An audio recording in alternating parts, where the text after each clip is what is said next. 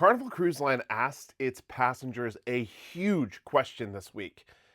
Now I'm wondering, is Carnival about to change the cruise industry?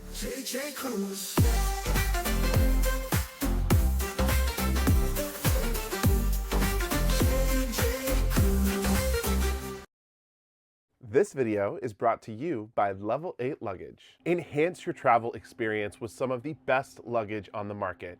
From its sleek, slim design to innovative handlebar, this luggage will take you places. We've been using our luggage for the last several months, and it has been some of the best luggage we have ever used. If you're interested in Level 8, check out our discount link below, and don't forget to tell them that JJ Cruise sent you. Hey everyone, what's up? My name is Jordan and this is JJ Cruise. Thank you so much for clicking into the video today. Well, today we're talking about Carnival Cruise Line, and we haven't actually talked about Carnival on the channel in a while, but I came across something very fascinating on social media that Carnival is asking its passengers, and it could be a game changer for the cruise industry if they follow through on this topic. Now, I'm going to get into this and more details, but before we do, I just want to invite you to subscribe to the channel. We're on the road to 100,000 subscribers. You could be a part of the first 100,000 JJ crew. Hit the subscribe button. You can always unsubscribe if you don't like what you see later.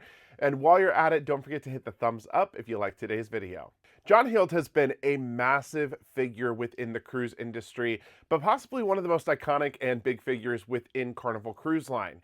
He is, of course, Carnival's brand ambassador and has been with the brand in various positions over the last several decades. John often utilizes his over 500,000 base on Facebook to get important information and feedback back from Carnival's passengers.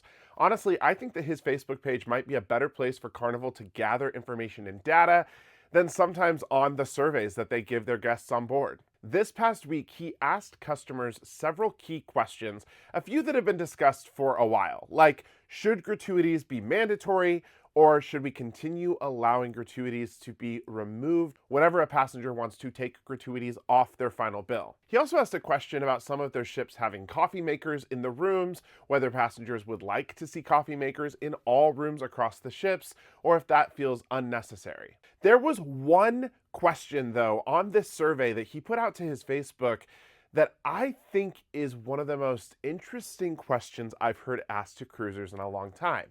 And that has to do with dining times. This really got me thinking, and stick with me. He asked customers what scenario they would prefer. If they were given the opportunity to pre-order their dinner and only have 45 minutes in the dining room, meaning they're in and out within 45 minutes, or if 45 minutes in the dining room is too short and they would like to have dinner service as normal. About 27,000 people weighed in on this, and the overwhelming majority said 45 minutes in the dining room is too short, we need a longer time. That then begs the question, how long is too long in a dining room? Of course, time is money, especially when you are on vacation. Passengers get upset, unruly, and very frustrated when they have to sit for 2 or 3 hours at a dinner, especially here in North America. I know over in Europe that is a little bit different, and it may be different in other parts of the world as well.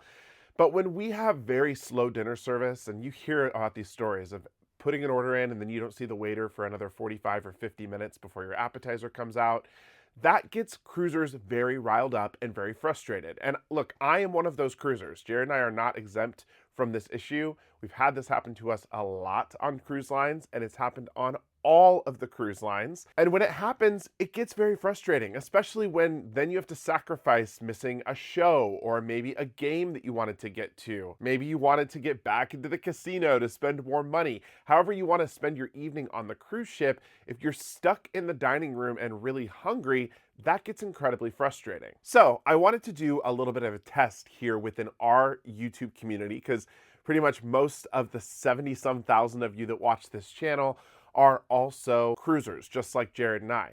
So how long is too long in the dining room? If Carnival was able to come up with this program where they could create this pre-ordering system where you ordered on an app, went and sat down, ate within 45 minutes, and were back out, would you be okay with that? For me, I think the perfect amount of time in a dining room is about 75 minutes, just a little bit more than an hour. Now, I say this, But when Jared and I are cruising alone and we're working from our ships, often we will look up the menu before we ever get into the dining room, decide what we want, and we will order the second the waiter comes over to just pour water and deliver bread to the table. This allows us to really fast track through our meal, and we do actually typically get in and out of a dining room within 45 minutes, which is something that we prefer. We are a little bit different because we're both travel agents and we work from the ship. So there's sometimes we've got really busy days where we're booking people and we're trying to experience things on the ship and film.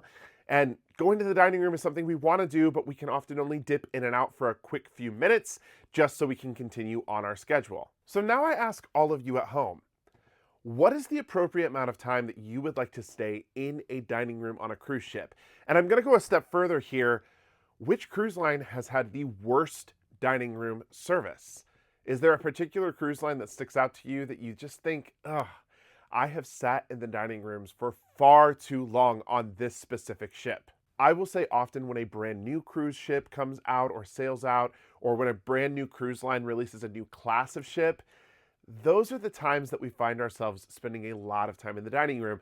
Now, I do remember when Carnival Mardi Gras came out and we were on that first sailing for that ship, it did take a couple of hours each evening to get through dinner service, and it was painfully slow. But this is not just Carnival. We have had this experience on Royal Caribbean and Celebrity and Norwegian as well. Sometimes the dining room team just does not have it together. Let me know what you think of John Hild's survey, and if you think that this is something that Carnival is going to try to implement. If they do implement this, this will be the first cruise line to try and really set public dining limits on certain meals for certain cruisers. Do you disagree? Let me know in the comments below. Well, that was our video for today. Thank you so much for watching. Again, my name is Jordan. This is JJ Cruise. And until next time, see ya.